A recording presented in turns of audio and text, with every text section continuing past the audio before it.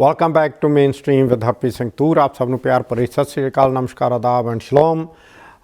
ਸਭ ਤੋਂ ਪਹਿਲਾਂ ਤਾਂ ਬੁੱਧ ਪੂਰਨਿਮਾ ਦੀਆਂ ਬਹੁਤ ਲੱਖ ਵਧਾਈਆਂ।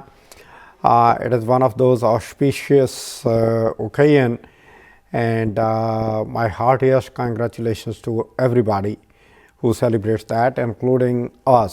It is meant for everybody because the teachings of Buddha, they go beyond any particular religion or race, and that is something which we need to understand.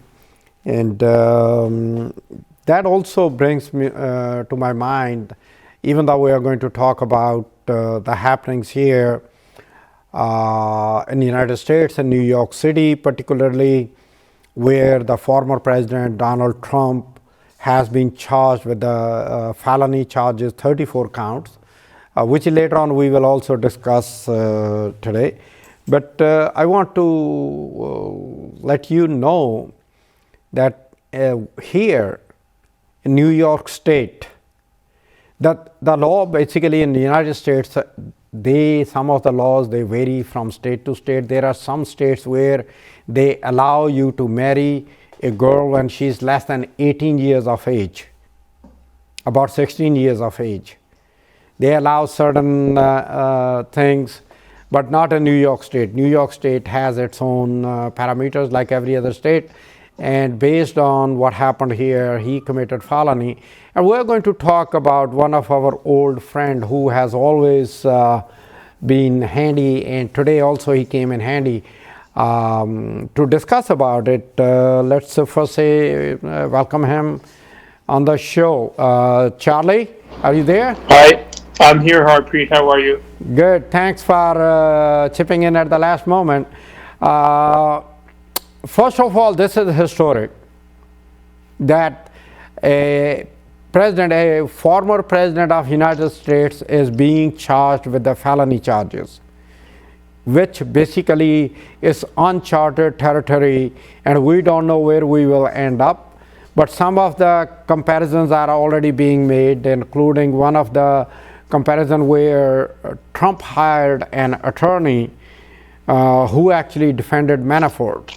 So we are going to talk about that. But first, you were here when Richard Nixon got impeached, and he almost came this close to face the court and the judge, but he resigned, and the following president, President Ford, he let him go, that okay, that's okay, whatever it is, whatever those technical terms are. So you are aware of that situation, and you are very well aware of current situation, especially since he declared his candidacy. What's your take to begin with on the whole thing? Well, I think it's about time that he's being held to account. I think by ignoring all these illegal activity by Trump and other Republicans just creates an environment where they feel like they're entitled, and that no accountability is necessary for them, and that they can act in it with impunity. And well, if we really look at that, Trump started, even though it was there before Trump came in, that not respecting the other person, not listening to the other person, but he took it to a totally different level. And now we have Marjorie Taylor Greene, MTG. So let me hear on that. She's a good example. I mean, I think that Trump created an environment of permission for all these people to act up, and then they have, instead of being held accountable for their actions, like the January 6th insurrection that they were participants of, they're fundraising off of everything, and they're getting reelected. So there's no, there's been no political mechanism that's held them to account and made them suffer consequences. And I think that all comes from the lack of any legal accountability as well. And I think that spreads out to other parts of society. I think that since the waning of the virus and the pandemic, that more people have been very restless. So they haven't been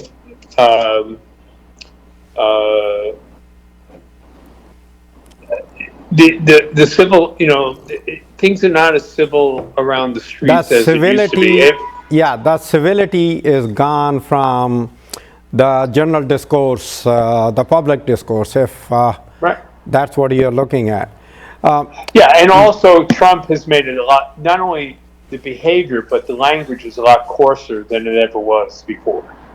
When I was going through some of the stuff, and when those 5 African Americans were charged with that rape at Central Park, he was the one who came out with the full page advertisement to hang them and to reinstate the capital punishment in New York. And finally, ultimately, they found that they were not guilty, and all 5 were gone. That the court actually had to,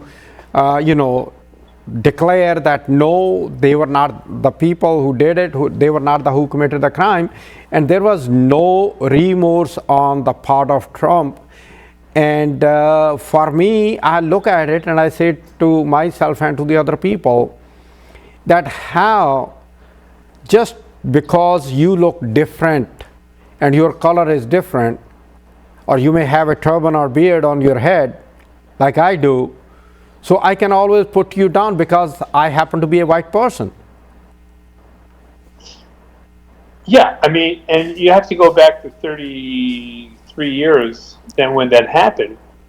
It was not, I mean, the racial tensions in New York City were very, very high. So it was a lot easier for him to get away with stating that because there was just an enormous amount of racial tension in the city that had been going on for years. But also in terms of the Republican Party, this goes back to Nixon. I mean, there's a timeline of Republican Party illegal activities in order to gain power. I mean, the first action that I know of, I mean, you can go back as far as Joe McCarthy in the 50s. But Richard Nixon in 1968 and his campaign participated in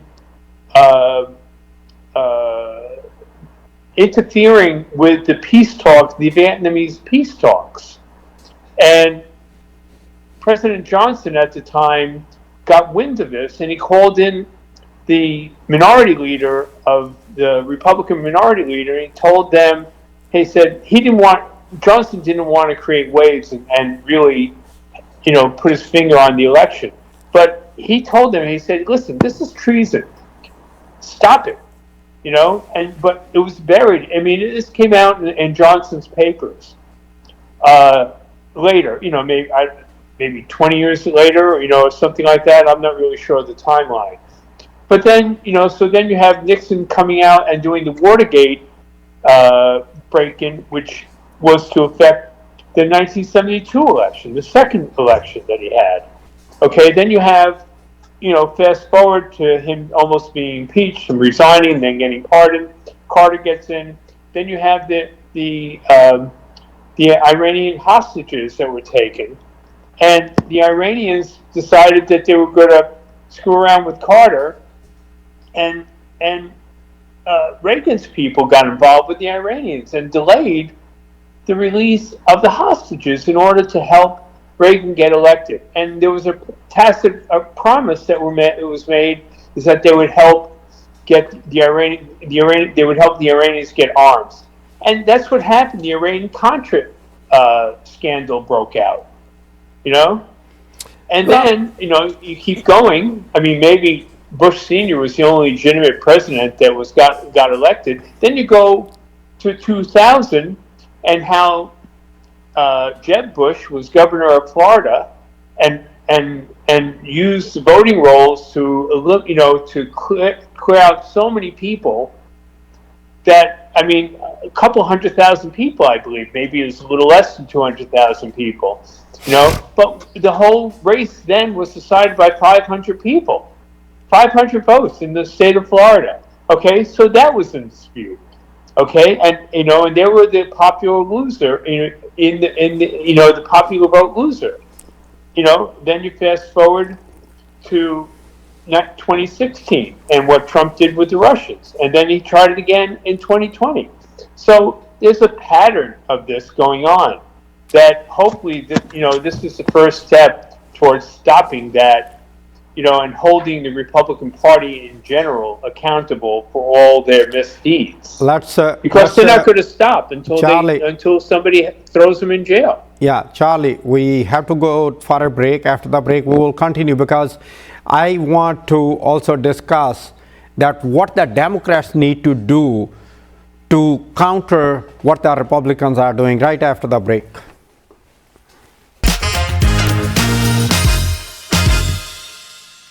Welcome back to Mainstream with Harpreet Singh Toor. We were talking about the continuous pattern on the Republican side of the party. Let's not forget one thing, which I am going to mention here, and we will definitely discuss about it. Republicans decided after 1972 Roe versus Wade to get it, that ruling overruled or turned over. It took them 50 years, 50, to get it done. So that's how much they were adamant about it, and they succeeded. And they have been chipping at the sides of the Constitution, American Constitution, and now I personally feel that we are at that point where it's getting more and more but of a joke for the rest of the world about American political circus. And some of the people around the world, they even don't understand the justice system here. So for them, this is totally something out of blue. And they are also like, this is the most powerful country in the world, and what's going on? So let us continue with Charlie. Yeah, Charlie, how the Democrats should respond to what's going on and what Republicans are doing? Because if we listen to Jim Jordan, when he was summoned regarding January 6th, he did not care about the subpoenas. And now he has the chair and the hammer, and he's trying to not only issue the subpoenas, but also threatening with the slurs and racial tones about just what DA Bragg is doing right now. And to me, it is interference in the judicial system. Tell me about it. Well, there's two things here. One, let me address the second one first, because you first asked me about what can the Democrats do. But let me address the Republicans, and using Jim Jordan as an example. These guys are still operating on an old playbook, and they've never changed. They've been doing the same thing since the 90s with Bill Clinton. It's the same playbook. They keep running over and over again, because there's still, again, I'm going back to the theme of no accountability. Because as long as they keep getting reelected, they feel like they're getting rewarded. There's no reason to change their opinion. So now, which I guess leads me into the second thing. What can the Democrats do? Well, first of all, I think more people have to make sure that they're supporting the Democrats and not get confused by the Republicans' banter and think that everybody's the same and throw the baby out with the bathwater, so to speak. I mean, and I think that, I think that the congressmen that are in place right now are fairly vocal and out there, and, hopefully will draw media attention, because really, nothing ever happens unless people see it on television or people don't think it's happening. I mean, I think tonight is a critical night. I don't know how many of your viewers are aware that there are a couple of elections going on across the country right now. There are two in Wisconsin that are really key to what is going to be a bellwether to what's happening right now. For Wisconsin Supreme Court, yes. And there is a state Senate election too. Oh, okay. Just outside of Milwaukee. And you're probably aware of the Supreme Court because right now it's three conservatives against three liberals. Yeah. And the vacant seat had a conservative. So right now, if the liberal judge wins, then there'll probably be more honest judicial hearings than the other courts before, because they were very, very politicized in what they did, and they basically have entrenched gerrymandering. So you have a lot of Republicans just saying, "Screw you! I don't need to listen to you because all I need to do is win my primary because I've made it so that I'm guaranteed the seat. So I can take whatever position we choose to as a group because nobody will hold us accountable." That's one thing. See, hold on one second. We will do a show based on that, because when the people register themselves as independent, I always have questions on that. So you just made a really great point. So we'll talk about that in a different show, but go ahead. Yeah. So real quick. So the other election, which doesn't get a lot of publicity right now, is the state Senate seat. Because right now, the Republicans in the Wisconsin legislature are that seat. If they win that seat, that will guarantee them a veto-proof majority in both houses of the legislature. So they can really mess up the Democratic governor even more than what they've had. So if this woman, I'm going to mispronounce the name, so I'm not going to try. If she win, the Democrat in the race, if she can win, then that would keep the Senate from becoming a rubber stamp for the Republican Party. So that's pretty key. And then you have the Chicago mayoral race that's running, and then there's, they're both Democrats, but there are two philosophies. Right. Yep. And we'll see who winds up winning. So those are two key things right now, today, that you can get what a barometer is to how people are feeling about things in general. That's generally, and it'll be all the political pundits will start extrapolating from whatever the vote is. Whether it's the Republicans or the Democrats winning, and how it implies for the presidential election, and and generalize about whether it's the Republicans or Democrats who will be on the ascent. So those are two pretty key races there, or three races there. And my feeling is that the Democratic Party gets short shrift from its own Democrats. And once that stops happening, that Democrats ignore the Democratic Party and think that all is lost and not support them, then I think then the Democratic Party can actually start winning more of the majorities back. Well, go ahead. Yeah, there is one more factor to it, because Democrats also pay less attention to local elections as much as they pay to congressional, Senate, and presidential election. And that's why in so many states, Republicans control a complete control of all the three houses.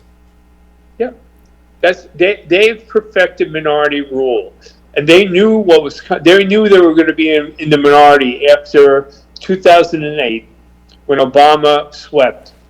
And what they did, they also knew that in the off-year elections between presidential elections, more Republicans vote than Democrats, even though there are more Democrats. So they took 2010. They got $25 million to run a campaign called the Red State program or something to that effect. But basically, the guys who coordinated that knew that if they can get all these state legislatures to flip from Democrat to Republican, then they would be able to control it. And that's when all these harsh voting rules and the health, women's health care issues and everything else generated from that election of 2010. That's when you had the Tea Party came in, which is really, in my opinion, was a rebrand by these powerful money interests. They wanted to rebrand the Republican Party, excuse me, because the Republican Party was coming off as being losers, which is what they are. And they've basically been a zombie party, with devoid of any ideas for the last 12, 14 years. There's been nothing. And even the intellectual firepower that they had from the 70s, I bet none of these people understand who actually created the ideas that they're trying to espouse. So basically, there is one thing which I'm looking at, that in 2016, one of the reasons why Trump won was because he brought the fight to his turf and everybody talked about him. And in politics, the more you are in the news, the more you have the name recognition, and people, they get brainwashed with the social media. And Trump spent so much less money as compared to Hillary Clinton. He spent more on Facebook and Twitter and Instagram than Hillary, and he ended up basically, being the president. It was not the question of him whether he was capable of being the president or not. So that is where we are going to go for another break, and when we come back, after we come back, then we are going to talk about more about how this situation where he got charged with all these 34 counts, how it will affect, or it can affect 2024 election, right after the break.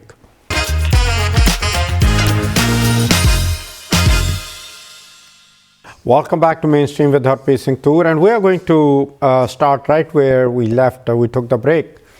How the media, especially what is happening right now, and we are actually moving into artificial intelligence, where you may be looking at me, listening to my voice, but that's actually not me.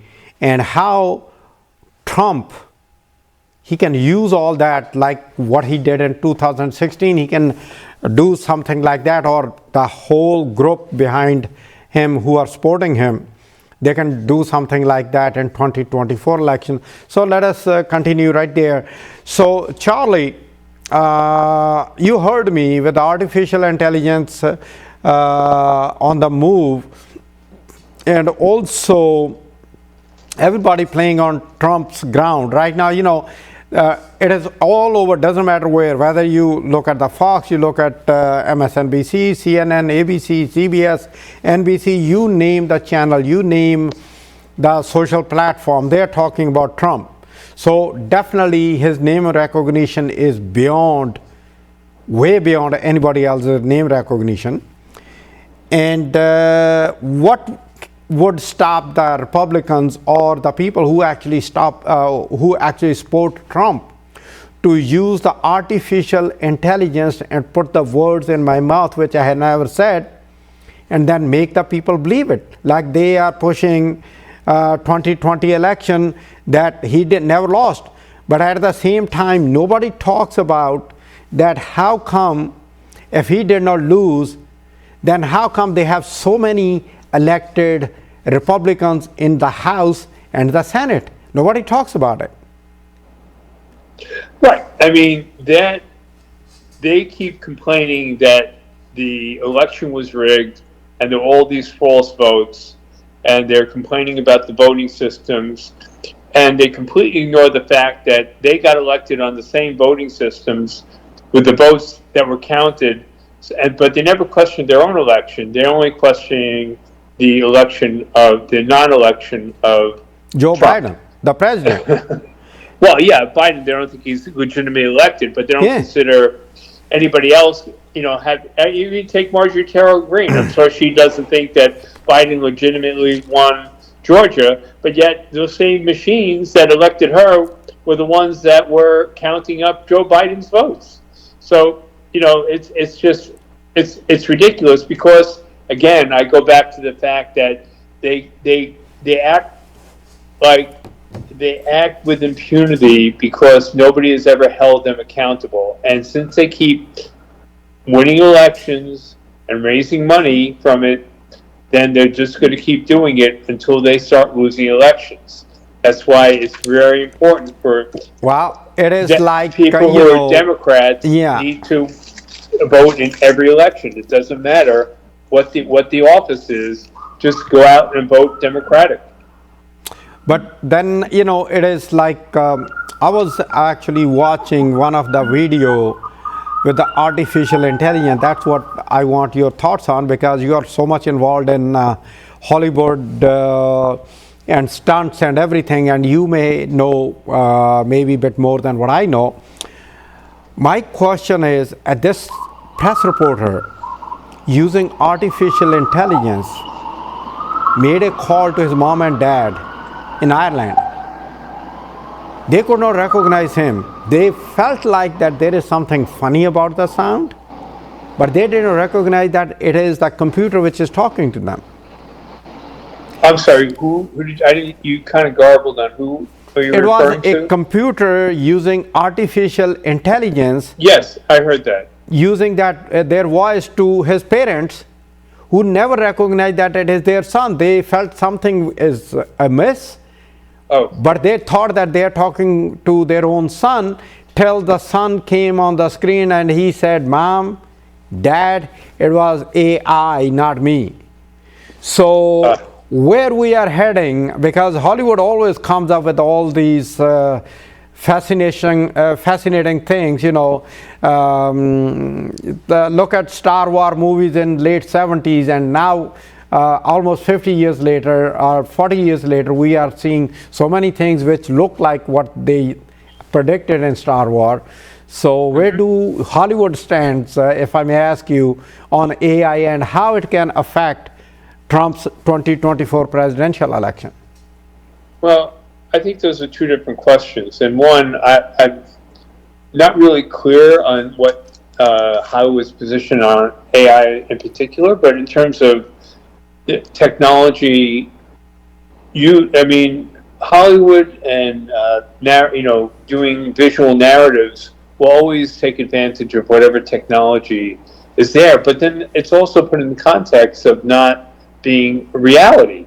That it is a narrative and it is storytelling. Where you have the problem is that maybe some of those people who are skilled in that technology may go over to the political realm and start, trying to influence people falsely. And I don't really know. Look, I think that most people just look at headlines and don't delve into the actual information that is being generated. And if people see a snippet and catch what somebody's saying that is AI generated, then it's very conceivable that that's what their impression will be, and that's what they will believe. So then we also have to come around to saying, will the media be an honest broker and actually, instead of trying to chase after clickbait from everyone, to actually say, listen, this isn't correct, and that gets back, I think, in a way that gets back to us to say, well, if we catch the media doing that and amplifying all these false images, that we have to stop using those sources of media. So that's the only way they'll feel the pain. I mean, look what happened with CBS this weekend when they aired Marjorie Taylor Greene on 60 Minutes, trying to elevate her platform. And what happened? They had the lowest ratings, the second lowest ratings that they've had all year because of with having her on. And it's funny you finished and we'll talk about that. That's very interesting that that thing took place. Yeah, go ahead. But that's kind of like we're stuck in a capitalistic system. Now, I mean, I don't mean that in a bad way, but people only respond when they're losing money or losing elections. It's somebody asked me a question. I actually got a call from Canada this morning, and one of the media outlets, they wanted to know if after this the charges against the president, former president Donald Trump, if he can still run. And they just don't understand that U.S. does not have a constitution where it prohibits somebody. He can be behind the bars and still run and win the election.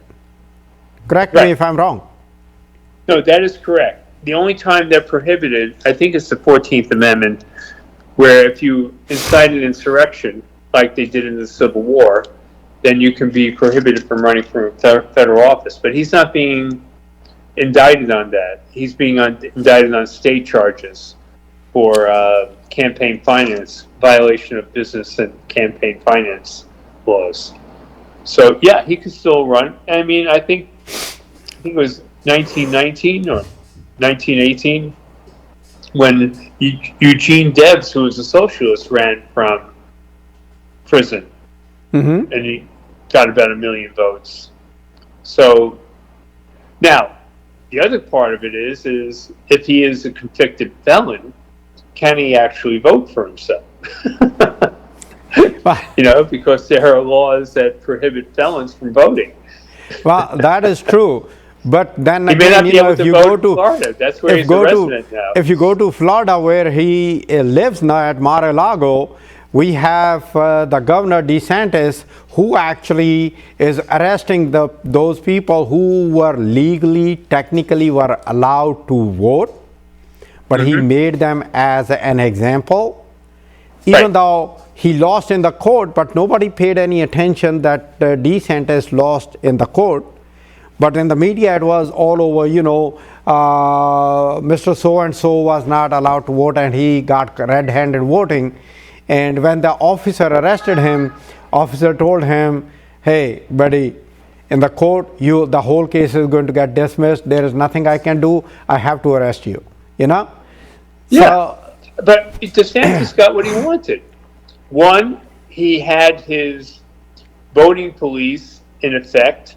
He was able to get the image of arresting a black man on the evening news during his re-election campaign, and that also put a scare into a lot of people in the minority community of going out and voting and worrying about that these police will come after them.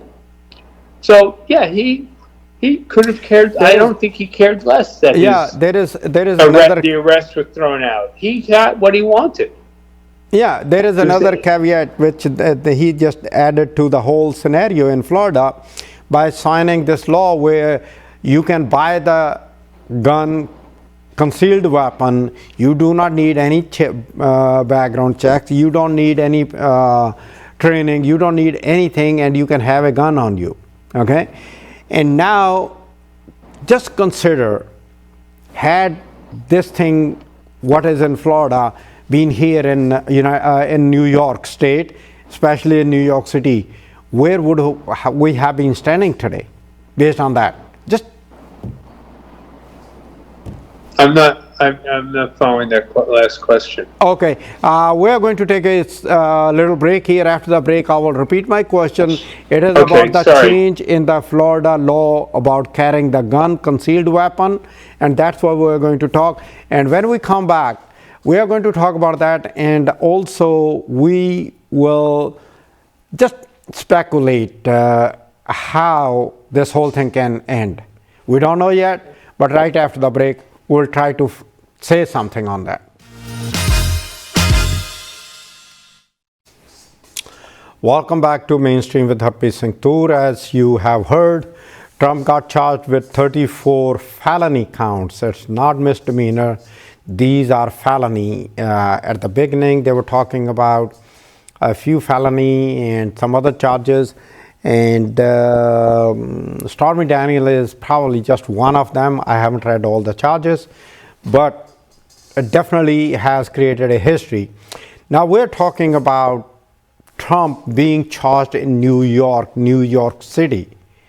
And New York City has one of the most strict gun laws, even though the US Supreme Court threw out most of the laws, but New York City still has the toughest laws.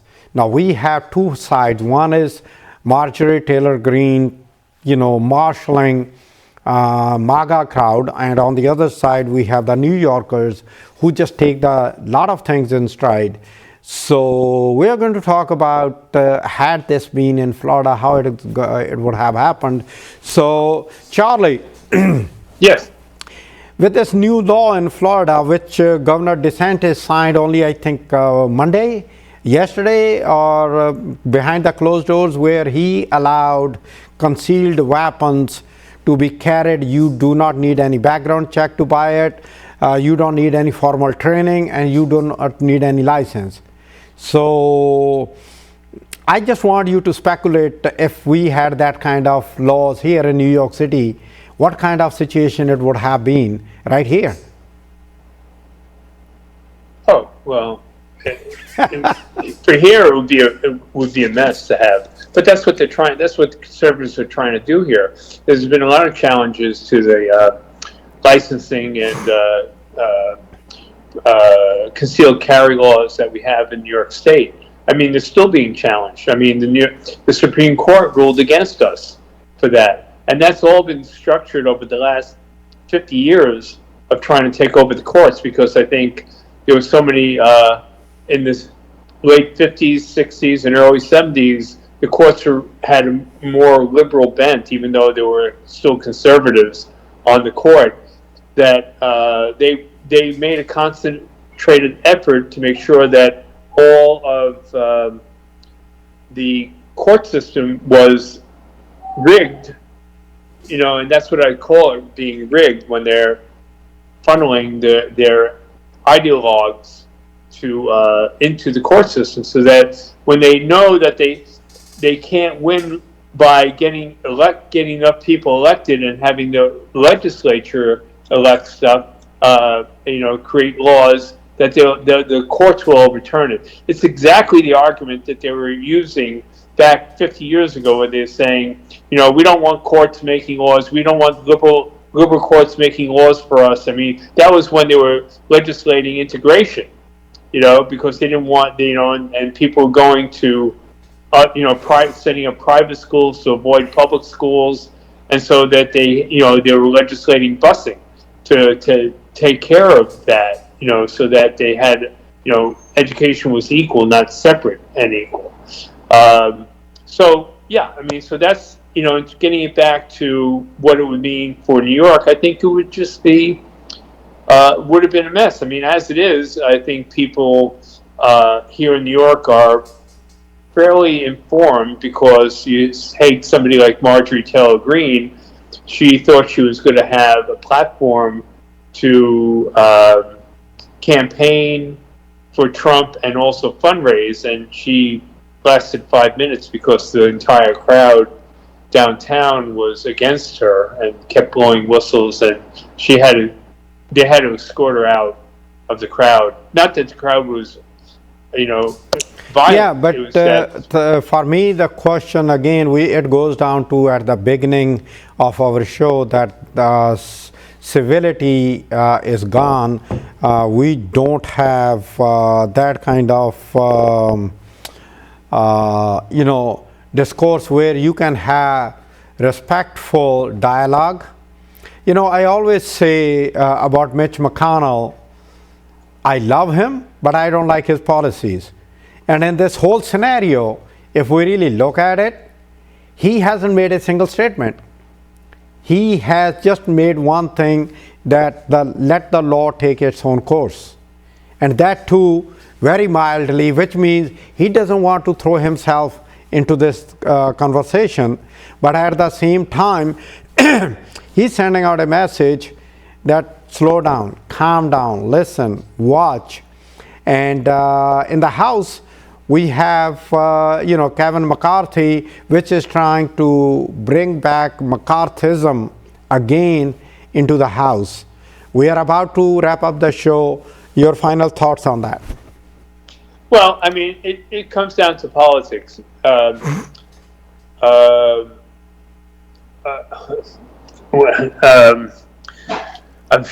McCarthy in the House is a captive of all the ardent right wingers, and Mitch McConnell in the Senate wants to become majority leader again in 2 years. So he doesn't want to be associated with all those crazies and have his candidates associated with them, because he wants to have them all elected in 2024. So that's why he's keeping his mouth shut.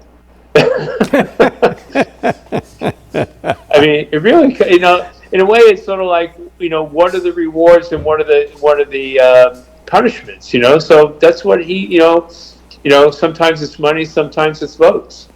Yeah, technically, so technically it is that Mitch McConnell is looking to gain the Senate. He doesn't really care about the House, what happens to the House, and he wants to push his own agenda, which he has always talked about. Right. Well, his agenda was rigging the judges, and then he's done a fantastic job, because now, I mean, all the major court cases that have happened have been rigged to select certain judges in the system so that they would know what the outcome is before, and not get a just hearing, and Mitch McConnell does care about what goes on in the House. He just doesn't want to be associated with them. He wants to make sure he isn't tainted by what they do. Okay, your final thoughts about what should do the community, the migrant community should expect, you yourself being one of the minority, and the people like us, the new minority, emerging minorities. What should we expect in near future? What should you expect in the future? In near future. In near future. Well, I think people have to pay attention. I hope everybody votes Democratic and don't really consider the Republicans, because as much as the local Republicans may want to talk a good game and say that they'll do this or that and the other thing. I mean, a few of them got elected because they elected a liar. And they all said that they were going to be fighting crime. None of that has happened. If you vote for a Republican, they have to support the Republican Party. It doesn't matter what their personal feelings are. And none of them are strong enough to go out on their own. But I remember an old friend of mine whose father or uncle was in Roosevelt's administration in the post office. And he used to say to me, "Charlie, God will punish you if you vote for a Republican." And I guess that punishment is New England twang. Yeah, I guess that punishment is Donald Trump, which we are seeing now. Thanks, Charlie. Thanks for coming in, and we are going to be in touch with you again for another show where I want to discuss about when the people decide to be independent. So, but once again, thanks for giving your perspective, and I have to now try to wrap up the show with my thoughts. I don't know what's going on, all right? Okay. All right. So with that note, we are about to close our show. The thing is, with these 34 counts, felony counts, it's a big fight, And it's definitely going to drag on because Trump actually is master of doing the things where he knows how to delay, delay, and delay. And then if he watches it and if it is not going his way, then he will quietly do some sort of either a compromise or something and push it under the rug. And he will come up with something new to do that with something totally different where he grabs the attention. So that is what is going on right now. And let us see where we head into 2024 elections, who are the other candidates, even though we have Asa Hutchinson, who has already made an announcement, who had asked Trump to withdraw, and he is going to announce his candidacy to be a Republican presidential candidate. But we still have a long way to go and watch what Nikki Haley does, what DeSantis does, what Asa will do, and what the other candidates who will come on the stage to challenge the Democratic president, Joe Biden, who himself hasn't declared yet whether he will rerun or not. So till next time, good night and good luck.